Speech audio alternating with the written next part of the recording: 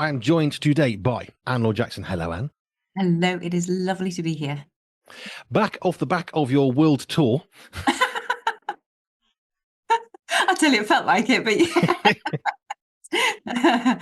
So, I mean, sensory health, occupational health, this is kind of stuff that's becoming more prevalent and knowledgeable in the world. I think we've got a way to go.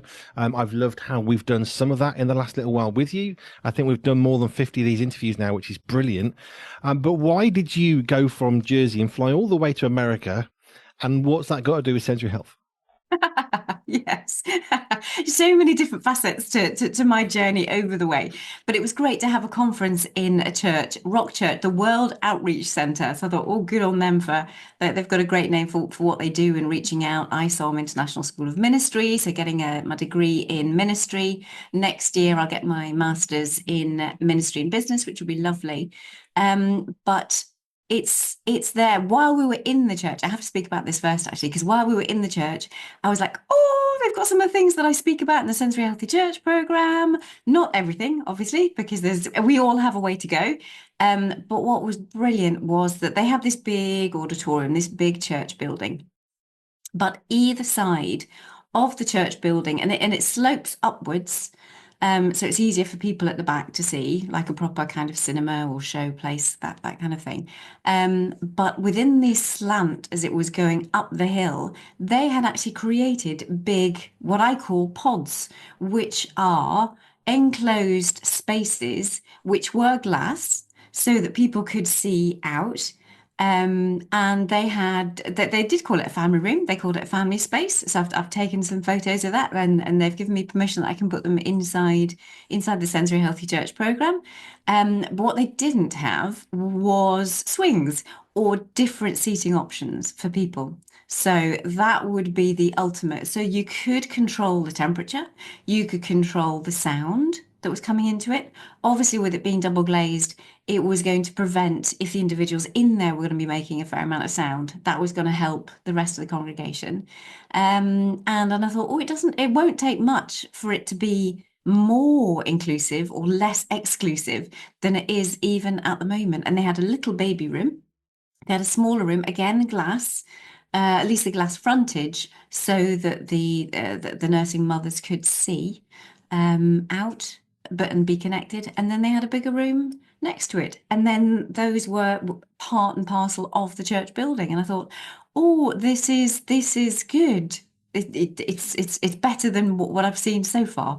And yeah, so that was encouraging. So a little bit of, yeah, just spreading the word about sensory health internationally, because we were from all nations: Vietnam, Madagascar, Australia, the US, Canada, UK. We were just all from everywhere, just coming together in worship, coming together to learn, coming together to acknowledge the work that we've put in, to studying the way that we have, and also sharing ideas of how we can share what we are doing around the world and support one another in whatever sphere we are working in and living in and breathing in.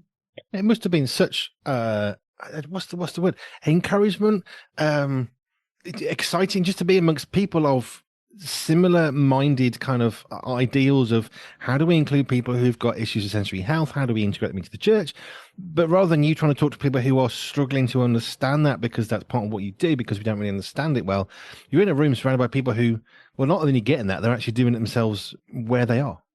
To a point anyway, and then they were definitely open to thinking, what can we do more?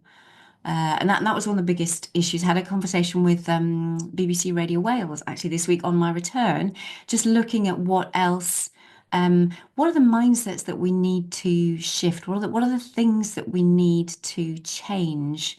Because nobody wants anybody to be excluded. We just don't know what we don't know. So it's how can we incorporate that? How can we bring that into our spheres gently, but strategically, so that change can actually happen and we can bring as many people with us when we have conflicting needs, often within a church environment in particular. And how do we hold people together? Having worked in church, I can hear some people say, oh, yes, but that's a big church in America. Of course, they can afford to do those things. They've got infinite funding and budgets. They can do whatever they like, which isn't true anyway, but it can feel that way. How can you take Some of what you saw over there, where they probably do have some more money for certain things that a smaller church in the UK perhaps doesn't. But for the small church in the UK or anywhere in the world, thinking we don't have access to double glazing, we can barely have a wall and a roof. What could we do? But what can you take from that and think, well, yes, but we can do this instead over here. Yeah, simple things, even like it was just some sheeting. What do I mean by sheeting? Kind of like blinds, curtains that will dampen sound. Again, so you can just like good old IKEA, we can get those across, get those across the top. And if we weight them down, that really helps with sound.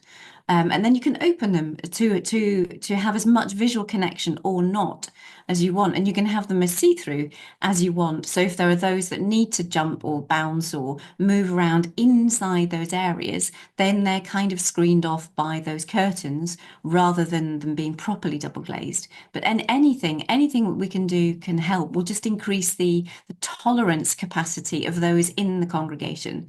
Obviously, if it's too invasive, if it's too distracting, that's not going to be helpful for anybody. But if we can limit the distractions, most of us who are neurotypical are able to cope enough, and we can show enough grace and mercy. But we need to work with those who don't have the capacity to be as accepting and as tolerant and as in control and as regulated as most of us are.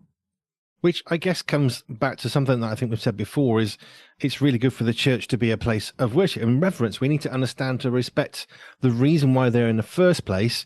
But if we're trying to create that place of reverence and we think that means silence, well, we've missed the point anyway, because reverence isn't about silence. It's just about honoring who God is to us and to others, and honoring the space and letting people worship. But actually, much like a family, if we're trying to say, well, it needs to be silent, it ain't never going to happen, is it? No, and heaven's not silent. I mean, it's lovely. Every now and again, I just keep hearing a preacher say, like, like who says that heaven's quiet? It's like, huh? It's like, I don't think so. So, and it's about, it's looking at what actually is that service there for. It's like it is there for a worship experience. It's there for a celebration. We're not there as respite for families with differences, with different needs. We can provide respite at other times of the week. For sure, we want to be caring and loving, but that's not what Sundays are for. That's not what our church gatherings are for. Our church gatherings are for every single person to be able to come together in worship and celebration and love and honor. And that's what it's about. It's not about, let's, take your child away so that you can concentrate on the worship. I just think I understand that, but I don't think it's right. I don't think it's right. I always come back to the same thing. Feeding of the 5,000. Okay. In the Bible, it tells us that Jesus was there and he spoke to 5,000 men, which meant they were men with wives. They're men with families. So that 5,000 people of men probably is nearer 20, 25,000. I mean, how can you even estimate that? But we're talking probably several, many, many more thousands. 15, 20,000 was my estimate one day. And there were no Sunday schools, and there were no breakout rooms, and there were no Zoom calls. There was no video, and yet Jesus spoke to 25,000 people, 20,000. Let's just call it 10,000 people. I've been to big church, 30,000 people. Maybe that's not far off what Jesus did. How on earth was he heard? Not a clue. Not interested in that. But he spoke to them, and they were all there. And if you've got mums and husbands are there, and the wives are there, and the little children, some of them won't be quiet. And we don't see in the Bible that said, Jesus said, get them out of here, take them out to a side room. We understand the idea of, dedicated time, and that's important. But actually, I always go back to the feeding of the 5,000, because if Jesus did that, shouldn't we use that as a model for church? And I love the bit when he says, when the disciples are saying, what do we do with the children? He said, no, let the children come to me. And he then didn't turn around and say, right, okay, now you go and take the children away and give them a Sunday school. He's like, where is it? All of those occasions when the children were bringing their bread and their loaves and their fishes, or that they were coming with something and they were meeting Jesus, or that they were there in the conversations, or there was household salvation. It's just they're there. There was never one occasion when Jesus said, look, will you take the children away and you disciple them separately? Every single biblical account we have, it's like parents. It's like the extended family. It's I suspect you and I have a bit of a bias. That bias may now be quite obvious. I don't think I've ever been so excited. Just kind of like that. Well, no, me neither. I tend to be quite careful, but I think this is the point. I think it's not political, and this is actually basic foundational stuff, and relating to sensory health, relating to inclusion of people who would struggle with noise. I mean, I've led services. I've worked full time in church. I've had people who are in their 80s and 90s saying we can't see the screen. It's too far away. We can't hear it, and I can't see it. And I'd say to them, move closer to the screen. Well, can't you make it much bigger? To a degree, yes. But if you've got a TV and you keep making the words bigger and bigger and bigger, do you know what's easier? Move forwards, because there's only so many words you can get on a screen. And actually, people who have got hard of hearing sitting at the back corner in a little alcove and they can't hear the service, turn it up. No, we can't. Why don't you move and sit nearer to a speaker? I don't like that seat. Well, which one do you want? Yes. And there does need to be a degree of using a little bit of logic of saying, if you can't hear, move nearer to a speaker. If you can't see, move nearer to a screen. Or, dead simple, give somebody who is hard of vision, perhaps, a large print sheet, which we used to do for some people as well, so they could get involved in the singing because they couldn't see the screens, no matter how big we put it. And there are some simple things. That's just one that I would do. I would make sure if I knew there were old folk coming who couldn't see, or not necessarily old folk, there's an interesting little stigma. You know, doesn't have to be old to struggle with your sight or your hearing.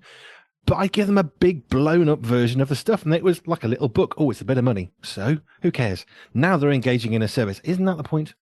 And I think when you've got your team, because we've got, at the moment, most of our church model, our church ways of doing things, you've got a team going here, you've got a team going there for this age, this, that, and the other.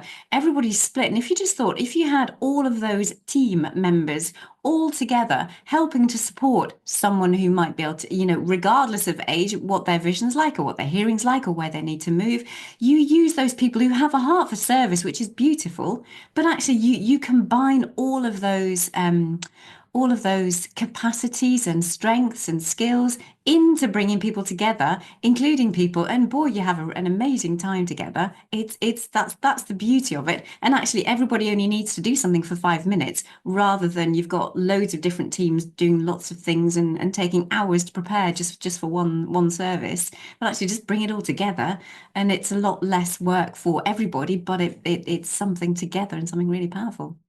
Definitely revealing some of my biases on how churches should be run, because that's exactly what I would do. I would get rid of all the little groups and we'd have one big thing going on. It's easier for everybody.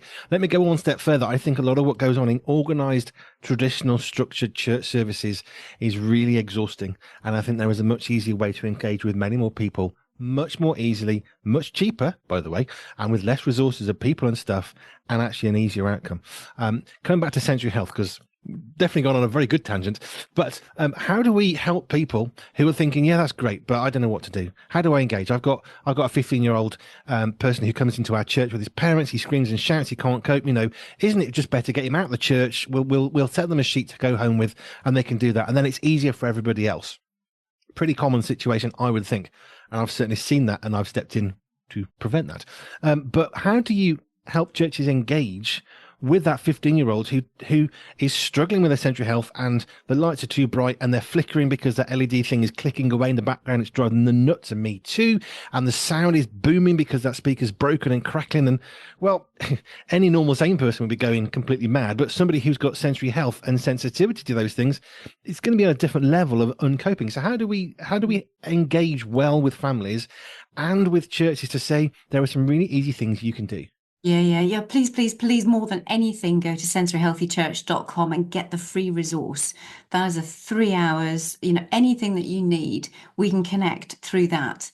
But a questionnaire is the simplest thing that I know, or something on the website where someone can actually fill in a form before they come to a church, or that there is a questionnaire that you send out, or it's something that a family takes with them where they have highlighted. I have environmental adaptation forms people could fill in. There are questionnaires where we literally go through every single sense to help people who know that they're bothered, but they might not know specifically what to say.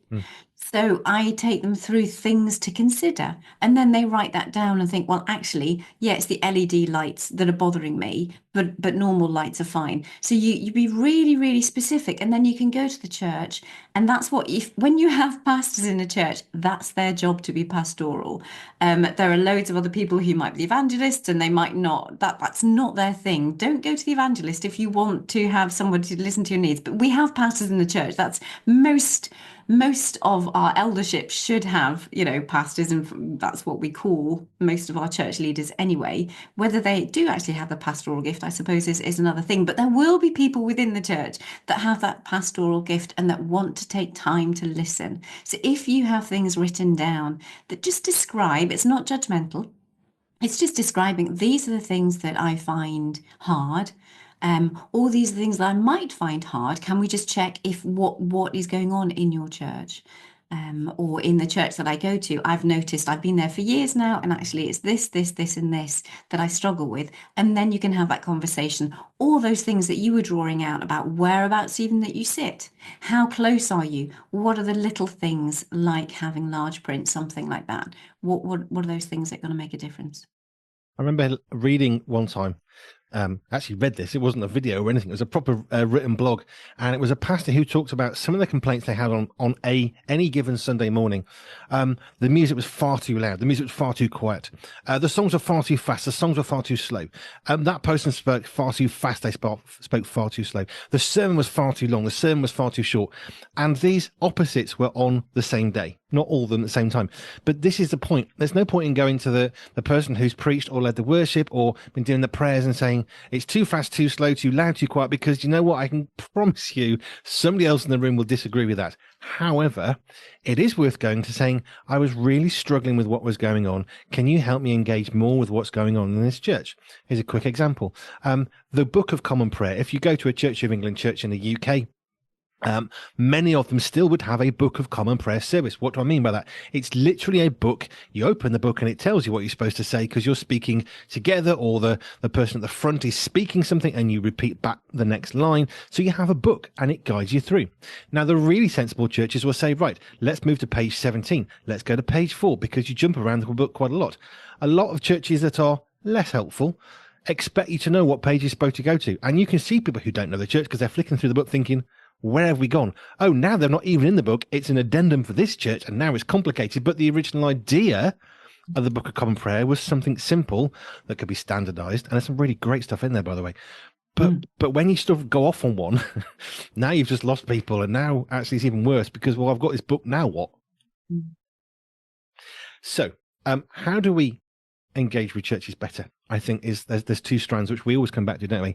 There's one of the person who's struggling needs to know how to come to the church and actually have the confidence, and the people in the church need to know they already know they're struggling with that 15-year-old child who can't be quiet. They're already in a place of defensiveness because people generally attack them. Well, can't you just shut him up, or let me take you outside? These things are not helpful. So how do we help how do I word this carefully? How do we help the helpful people in church who are less helpful because they just want to remove the problem? I think remove is a good word, because what was I think while you were talking, there was something that was coming to mind. I hope it comes back as I'm talking out now to you. But it's about the fact that it's not about removing, and it's about, again, it's the heart of what we are there for. That church service is not for us; it is for God. It is something that he has said that it's right for us to do, because he knows it's good for us when we can come and turn things around and flip our attention all on him and take it all off ourselves, because we're so self-centered. So there's a lot of, I think there's the continuing preaching into that, the continuing reminding of why on earth we come together. Obviously, yeah, it's not going to be absolutely awful. Otherwise, yeah. But there's also, we can move to a different church if that church is not going to be able to accommodate, because of some places, perhaps the echo environment is just one that we're not going to be able to change. We might be able to dampen things a little bit. We might be able to have headphones. We might be able to have ear defenders. We might be able to have background sounds playing in somebody's ears so that other sounds are less difficult for them. But at the end of the day, it might just be easier for them to go to a different church. I mean, we should have that freedom because we're all part of the same body anyway. So it's finding something, finding the good fit for you. But ultimately, it's not about removing people. It is having that genuine conversation of what the vast array of inclusion, what that looks like. So having someone walking quietly, pacing around at the back, they may not sing, they may not speak, they may not engage in the prayers, they may not look as though they're there at all, but I do trust that the Holy Spirit is working because that person is within fellowship and is in a place that is just dedicated to what God is doing and who he is for that time. Now, today we've gone heavily into church because you've just come back from an experience of a big church in the States. You have sensory health information and resources for churches to engage with people. But most of this advice is never going to be restricted purely to a church, because whatever we're talking about, an office, a restaurant, cafe, I don't know, it doesn't matter. All this sort of stuff actually can help people engage with us. And from a business point of view, if you're running a shop or a cafe or a restaurant, engaging with people better is going to reap more profit for you from a business perspective, because people will want to come back. And if they've found a place that their 15-year-old who shouts, actually, there's something to help them, they'll bring their friends who I guarantee they're going to have.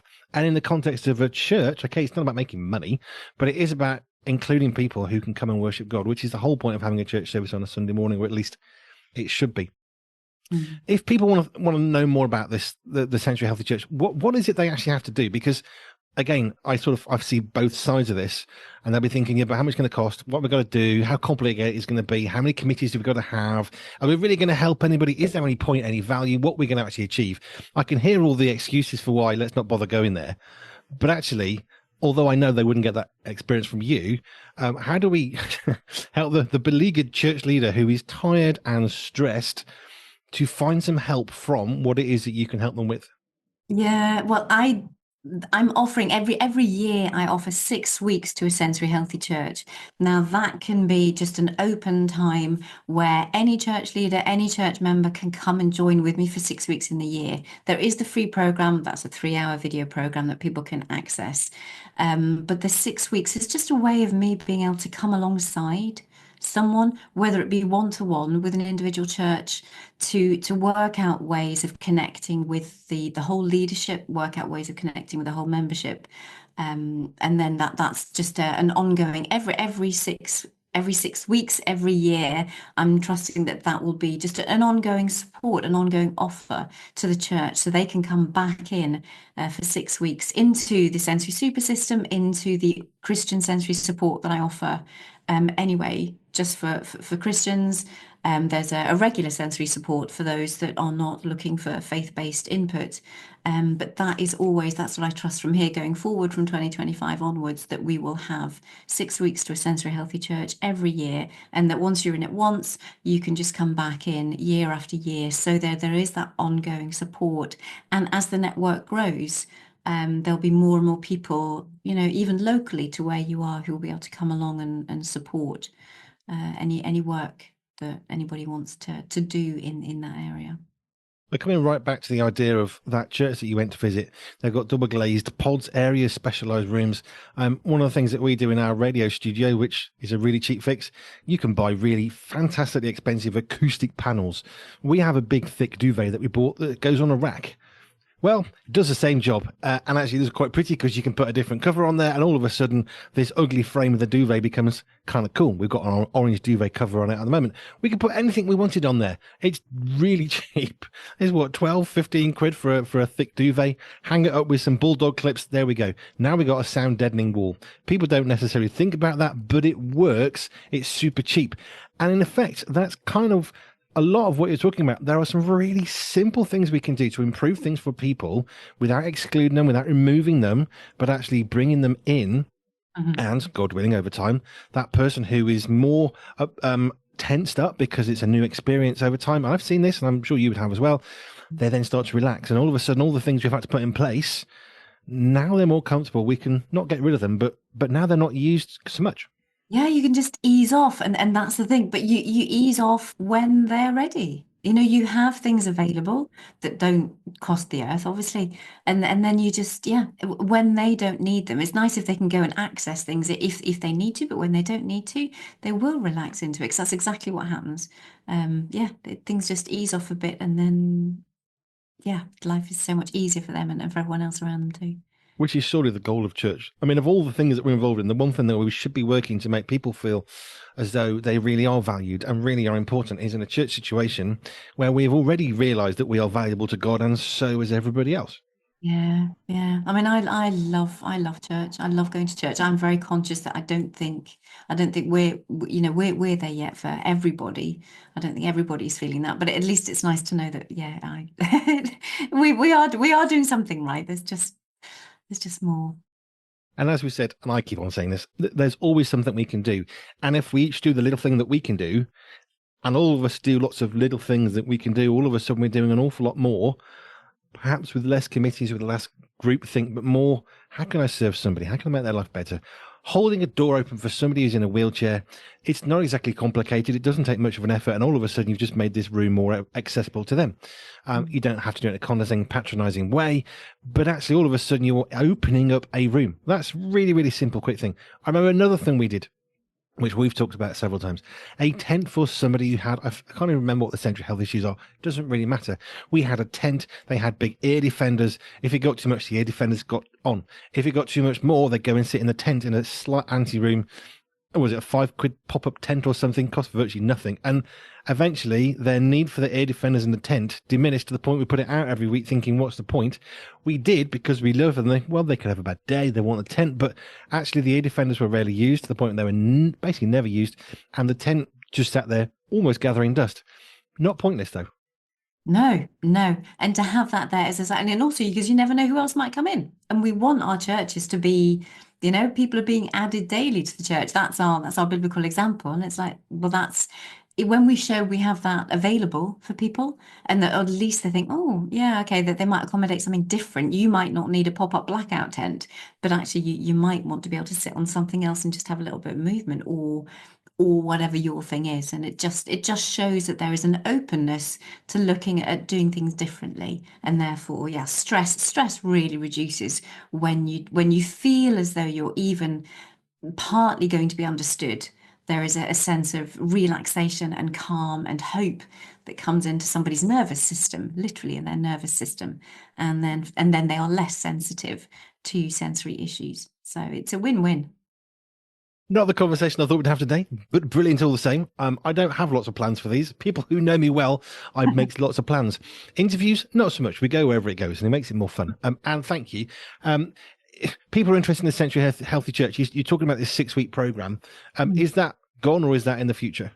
That is March. So we're going to have 4 weeks in March and then 2 weeks in September. So we think that's going to be the yearly plan. So every March we'll take 4 weeks to look, and then we have time to go away in your churches, try things, and then halfway again. So kind of like halfway through the year, there'll be 2 touch points to be able to come back, because everybody's going to be coming into learning about sensory health and the different things that they can do at different times of the year. So it's nice if we can have like 2 touch points throughout the year, concentrating in March, getting folks ready for Easter so that we can have a really amazing celebration for everything that Easter means in the Christian world. And then in September, heading towards Christmas. So our two biggest events, hopefully a little bit not too close to either Easter or Christmas, but enough to make a concentrated effort to think, right, what can we do in these next few weeks? And we just focus for a few weeks at a time. Fab. And I love that if people have missed one thing, there's another one coming, and another one, and another one. So if you've missed one, don't worry, there'll be another one around the corner, sort of, so to speak. And thank you. If people want to know more about you, go to pure247radio.org/ALJ, pure247radio.org/ALJ. And Lord Jackson, thank you kindly. Thank you.